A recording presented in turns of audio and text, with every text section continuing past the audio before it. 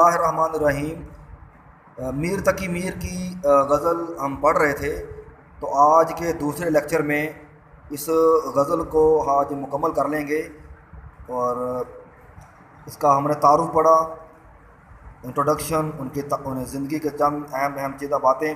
آج ان کی غزل کو مکمل کریں گے، اور پہلا شعر ہے کہ ہستی اپنی حباب کسی ہے، یہ نمائش سراب کسی ہے، اور دوسرا شعر ناز کی اس کے لب کی کیا کہیے، پنکھڑی ایک گلاب کسی ہے۔ اب آگے چشم دل کھول اس بھی عالم پر، یہاں کی اوقات خواب کسی ہے۔ تو میر تقی میر کے اشعار میر تقی میر کے اشعار جو ہیں وہ مختلف موضوعات لیے ہوتے ہیں، اور آج کی اس غزل میں یہ تیسرا شعر کہ چشم دل کھول اس بھی عالم پر، یہاں کی اوقات خواب کسی ہے۔ کہ چشم دل کی آنکھیں، کہ دل کی آنکھوں سے دیکھنا، دل سے دیکھنا، کہ عربی زبان کا مقولہ ضرب المثل ہے جس کا ترجمہ ہے کہ اندھا وہ ہے جو دل کا اندھا، جو دل کی آنکھوں سے نہیں دیکھتا، اس کو کیا نظر آئے۔ اور چشم دل کھول، دل کی آنکھوں سے اگر کوئی دیکھے اپنے دل سے، تو اس بھی عالم پر، عالم یعنی دنیا، اس سے مراد شاعر نے یوم آخر، روز آخر اور حشر قیامت کا ذکر کیا ہے، کہ یہاں کی اوقات میں نے حیثیت، خواب، اور خواب جو ہے وہ جیسے صرف خواب دیکھا اور بیدار ہو تو بعد میں وہ محو ہو کے ختم ہو گیا۔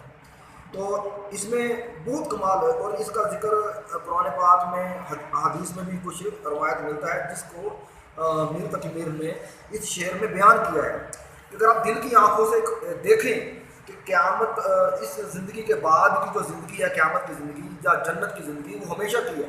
اللہ قرآن میں کہتا ہے کہ وَهُمْ فِيهَا خَالِدُونَ، اور وہ اس میں ہمیشہ رہیں گے۔ جنت کا کوئی کیلنڈر نہیں ہے، ہزاروں لاکھوں سال بعد جنتی ایک دوسرے سے ملاقات کریں گے، 40,000 ہزار، 50,000 سال بعد ملاقاتیں ہوں گی، کالو سلام، سلام کریں گے۔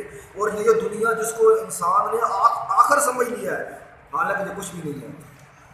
تو میر تقی میر نے بڑا کمال نقطہ اور دین اسلام کا نقطہ بیان کیا ہے، یہ نقطہ قرآن پاک کا نقطہ ہے کہ چشم دل کھول اس بھی عالم پر، عالم میں نے اس دنیا، رب العالمین، الحمدللہ رب العالمین، ایاک نعبد و ایاک نستعین، کہ اللہ تعالیٰ جو یوم جزا، وہ صلے کا دن، وہ جو ریوارڈ کا جو دن ہے، وہ ڈومڈ ڈے، قیامت کا دن ہے، جس دن اللہ تعالیٰ میں انعام دے گا، صلہ دے گا، اور اعمال پر اپنی رحمت کے صدقے، اور اللہ یہ کہ کسی کو برے مال کا برا صلہ ملے۔ تو اس قیامت کے ہمیشگی اور ایور لاسٹنگ زندگی پر جو ہے نا بات کر رہے ہیں میر تقی میر صاحب، کہ اگر آپ دل کی آنکھوں سے دیکھیں، اگر محو ہو کر اور مراقبے میں جا کر دیکھیں کہ واقعی یہ دنیا تو چند روزے کا سامان ہے، اور اخیر زندگی جو ہے وہ ہی ہمیشہ کی ہے۔ وَهُمْ فِيهَا خَالِدُونَ، وَهُمْ فِيهَا خَالِدُونَ، اور جس کو اللہ تعالیٰ کہہ رہا ہے کہ وہ اس میں ہمیشہ رہیں گے، اس کا کیلنڈر ہی کوئی نہیں ہے، اور یہاں کی اوقات خواب کسی ہے کہ یہ خواب کے برابر ہے۔ اب اس کا مطلب دوبارہ سنیں کہ جب قیامت برپا ہوگی، جب قیامت کا دن آئے گا، تو اللہ تعالیٰ دو بندوں سے، چند لوگوں سے پوچھیں گے، جو آدم علیہ السلام کے زمانے میں جو بندہ فوت ہوا، کتنے ہزار سال، اس کا بھی کیلنڈر کوئی نہیں ہے، جو بندہ آدم علیہ السلام کے زمانے میں انتقال کر گیا، اس سے پوچھیں گے، اور جو جب قیامت آنے والی ہوگی، جب قیامت ابھی تو نہیں آئی نا، جب قیامت آنے والی ہوگی تو اس وقت جو بندہ فوت ہوگا، حالانکہ ہمارے زمانے کا بھی کتنا زمانہ گزر گیا، ہمارے اس 2023 تک بھی کتنا زمانہ، کتنے صدیاں، ہزاروں سال گزر گئے۔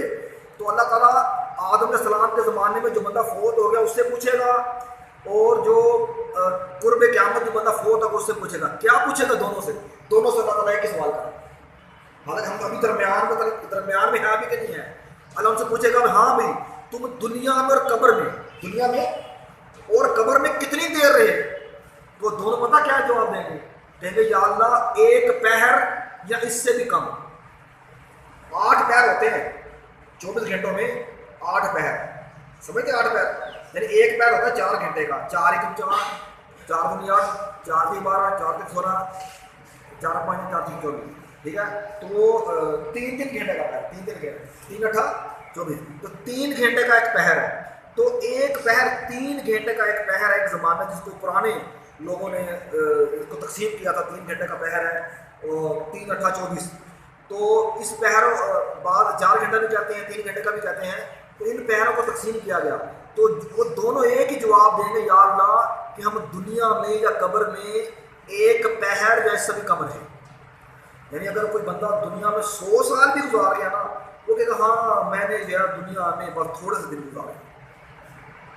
کتنے دن گزارے؟ تھوڑے سے دن گزارے. تو اللہ تعالیٰ نے قرآن پاک روایتوں میں آتا ہے کہ اس دنیا کی زندگی کو بالکل ایک خواب کے برابر قرار دیا بلکہ اس سے بھی کم. میری بات سمجھ آ رہی ہے؟ نہیں سمجھ آئی میری بات؟ میں ایک اور چیز اور سمجھاتا ہوں. اگر کوئی بندہ اگر کوئی آدمی آپ نے توجہ کرنی سب نے توجہ کرنی ایک بڑا کمال نقطہ آنے والا ہے. توجہ. کوئی آدمی 24 گھنٹے میں سے سوتا ہے 8 گھنٹے. کتنے؟ 8 × 8. آپ توجہ کرنی بتا 8 × 8 8 میں 16 8 یا 24 یعنی کہ وہ ایک حصہ 24 گھنٹوں کو 3 پر تقسیم کیا. کتنے پر؟ 3 پر تقسیم کیا 24 گھنٹوں کو. تو اس نے 16 گھنٹے جاگا ہے. سمجھ آئیے 16 گھنٹے وہ جاگا ہے اور 8 گھنٹے سویا ہے. کوئی بندہ 6 گھنٹے سوتا ہے پھر 2 گھنٹے دوپہر کو سو گیا پھر رات کو سو گیا دن کا ٹائم سو گیا. گرمی سردیوں میں راتیں لمبی ہے وہ سو گیا دن کا ٹائم پھر سوتا ہوں. سارا مل ملا کے ہم نے 8 گھنٹے نکالے ہیں. تو تقریباً کوئی بندہ 8 گھنٹے سوتا ہے تو اس نے 24 گھنٹوں کے 3 حصے کر لیے 3 ٹکڑے کر لیے. ایک حصہ سوتا ہے 2 حصے نہیں سوتا. ٹھیک ہو گیا؟ اب آپ نے توجہ کرنے آپ نے 8 × 8 8 × 16 8 یا 24. اب جس بزرگ جس بندے کی عمر 60 سال ہے 60 کتنی 60 سال ہے جس کی عمر 60 سال ہے تو اس کا بھی 3 پر تقسیم کریں 20 × 20 20 × 40 اور 20 × 60. اس تقسیم کر کے سمجھ آ رہا ہے؟ اس کا مطلب ہے جس کی عمر 60 سال ہے نا اس بندے نے اپنی زندگی کے 20 سال سو کے گزار دیے اور ابھی آپ کی عمر 20 سال کی. مائنڈ سمجھ آیا؟ یہ دنیا اتنا ان کے بھی اور اتنے سونے کے بعد بھی بندہ کہتا ہے میں نے کوئی کام نہیں کیے میں نے بڑے کام کیے میں نے بڑی محنتیں کی ہیں میں نے بڑے پہاڑ توڑ ڈالے. تو اتنا سب سوتا بھی رہے اور اس کے باوجود نماز کے لیے ٹائم نہیں ہے. تو بات سمجھ آئی ہے کہ دونوں سے پوچھا جائے گا. اللہ پوچھے گا کہ تم دنیا میں کتنا عرصہ رہے؟ وہ کہیں گے کہ میں جو ہے نا وہ تقریباً چند پہر یعنی کہ ایک پہر جیسا بھی کم دنیا میں رہا ہوں. تو چشم دل کھول اس بھی عالم پر یہاں کی اوقات خواب کی سی ہے. اگلا شعر ہے کہ بار بار اس کے در پہ جاتا ہوں حالت اب اس طرح کی سی ہے. شاعر میر تقویر کہتا ہے مجھے اپنے محبوب سے پیار ہے. میں اپنے دل کی بات کہنے کے لیے نا میں اس کے دروازے تک جاتا ہوں کہ آج میں نے دل کی بات کہہ دی کہ مجھے اس سے پیار ہے. لیکن میں اس کے دروازے تک جاتا ہوں تو پھر واپس آ جاتا ہوں یہ سوچ کر کہیں وہ مجھے انکار نہ کر دے دھتکار نہ کر دے. اس کا نتیجہ کیا نکلے گا ہے اس کی سمجھ نہیں. جیسے وہ شاعر کہتا ہے کہ چند کلیاں نشاط کی چن کر مدتوں محو یاس رہتا ہوں. تیرا ملنا خوشی کی بات صحیح تجھ سے مل کر اداس رہتا ہوں. کہ میں اگر میری جو اضطراب ہوتا ہے بے چین کی میری جو کیفیت ہے نا وہ مضطرب ہے. میں بڑا بے چین ہو گیا ہوں دل کی دھڑکن تیز ہو گئی ہیں لیکن میں کچھ کہہ نہیں پاتا کہ چلو اپنے محبوب تک بات پہنچا دوں. اس کے دروازے تک جاتا ہوں پھر واپس آ جاتا ہوں اور میں ایسی کیفیت میں اپنے کئی لمحے کئی دن ویسے گزار دیتا ہوں لیکن دل کی بات کہہ نہیں پاتا اور میں مسلسل مضطرب رہتا ہوں. جیسے شاعر کا خیال ہے کہ دنیا سے کہے بغیر چلے جائیں گے. مرزا غالب جیسے کہ ہم نے مانا کہ تغافل نہ کرو گے لیکن ہم نے مانا کہ تغافل نہ کرو گے لیکن خاک ہو جائیں گے ہم تم کو خبر ہونے تک. کوئی عمر چاہیے اثر ہونے تک کون جیتا ہے تیرے زلف کے سار ہونے تک. تو شاعر نے اپنی حالت اس طرح بھی بے چینی کیفیت کو بیان کیا ہے کہ میں اس حالت میں ہوں اور میں اپنے محبوب سے اپنے پیارے سے بات نہیں کر پاتا اپنے دل کی بات کا اظہار نہیں کر پاتا. اگلا شعر دیکھیے گا کہ میں جو بولا کہا کہ یہ آواز اسی خانہ خراب کسی ہے. کہا ہاں ایک دن میں وہ ان کے گھر کے پاس جا کر جب اپنے ان کے قریب جا کر میں نے اگر بات کر بھی لی ایک دن، میں بول پڑا ہی ہوں، چاہے میں 200 سے بات کر رہا ہوں، وہ جب میری آواز میرے محبوب کے کان میں چلی بھی گئی تو اس نے سن کر پھر کیا جواب دیا؟ الٹا انہوں نے ناراضگی کا اظہار کیا، برا بنایا، اور اگر میری آواز ان کے کانوں تک چلی بھی گئی میرے محبوب کے، اس نے کیا کہا کہ یہ تو وہی کھانا خراب ہے، یہ تو وہی آوارہ آدمی ہے، اس کا تو کوئی مقام نہیں ہے، یہ تو آوارہ بندہ ہے، اس کی تو کوئی حیثیت نہیں ہے۔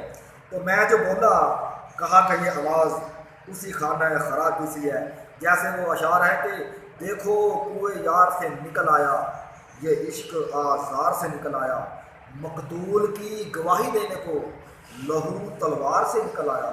اور شعر سنیے گا کہ میں جو بولا پردے کی اوڑ سے، میں جو بولا پردے کی اوڑ سے، کھنجر دیوار سے نکل آیا۔ آپ سمجھائیے کہ میں نے جو بات کی ہے تو دیواروں نے بھی میری باتوں کو برا بنایا، اور دیوار نے کھنجر باہر نکالے بھی تو کیوں بول پڑا ہے؟ میرے تو دیواریں بھی مخالف، تو لوگ کہاں مخالف؟ تو لوگ تو ہوں گے کہ میں جو بولا، کہا کہ یہ آواز اسی خانہ خراب کی سی ہے۔ اور اگلا شعر دیکھیے گا کہ آتش غم میں دل بھنا شاید، کہتا ہے جو غم کی آگ ہے نا، آتش کہتے ہیں آگ، اس غم کی آگ میں میرا دل جل جل کر بھن گیا ہے، جیسے کوئی چیز پکاتے ہیں اور وہ پک جاتی ہے، وہ چیز جو ہے نا وہ تل رہے ہیں اور وہ پک گئی ہے، اور شاعر میر تک میر کہہ رہے ہیں کہ شاید میرا خیال ہے کہ غم کی آگ میں میرا دل جل جل کر بھن گیا ہے، ختم ہو گیا، پک گیا ہے، یعنی مر گیا، ختم ہو گیا۔ اور جب کوئی چیز پکتی ہے نا تو ساتھ والے گھر میں یا کچن میں کوئی چیز پکا رہا ہے باورچی خانے میں، تو اس کی خوشبو آتی ہے، کہتا دیر سے بو کباب کی سی ہے۔ اگر کسی نے کباب بنا رہے ہیں، کباب یہ تو اس نے کافیہ کی بنیاد پر رکھا ہے، لیکن کوئی بھی کھانا پکا رہا ہے، کوئی بھی ڈش پکائی جا رہی ہے، کوئی پکوان پکایا جا رہا ہے تو اس کی خوشبو آتی ہے، تو شاعر کہتا ہے سنیے گا کہ میرا دل جو ہے نا غم کی آگ میں جل گیا ہے، اور میں اس کے جلنے کی بو جو ہے سونگ رہا ہوں، کہ میرا سینہ جو ہے نا پردہ ہے، پردے کے اندر سے مجھے اس کے جلنے کی آواز جو ہے نا میں اس کو محسوس کر لیا ہے کہ میرا دل جو ہے وہ غم کی آگ میں جل گیا، ختم ہو گیا ہے۔ کہ بہت شعر، اس کے ذہن میں شعر سنیے گا کہ بہت شور سنتے تھے پہلو میں